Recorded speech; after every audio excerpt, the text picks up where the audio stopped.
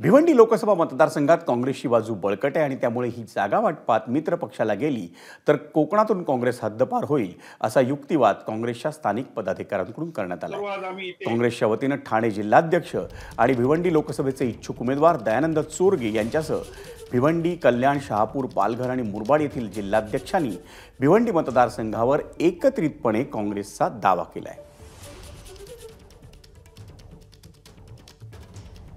ही काँग्रेसची पारंपरिक जागा आहे। काँग्रेसचा मोठ्या प्रमाणात मतदार आहे।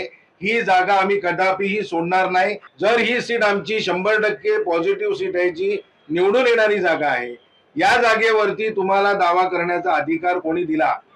आमच्या श्रेष्ठींना आमची विनंती राहणार आहे आणि आज तुम्ही मित्र पक्ष आमची जागा आमच्याकडनं मागतायत, हे काही योग्य नाही। कुठल्याही परिस्थितीमध्ये 2024 ला भिवंडी लोकसभा मतदारसंघाचा उमेदवार हा काँग्रेस पक्षाचा असावा। आज ही पण जर भिवंडीची जर जागा जर तुम्ही अशीच जर तुम्ही घेत असाल तर मग एकदा गेली म्हणजे गेली। त्याच्यामुळे माझी वैयक्तिक विनंती आहे की ही जागा काँग्रेस पक्षाने लढवावी आणि काँग्रेस पक्षच लढवेल एवढा मला आत्मविश्वास आहे। एबीपी माझा, उघडा डोळे बघा नीट।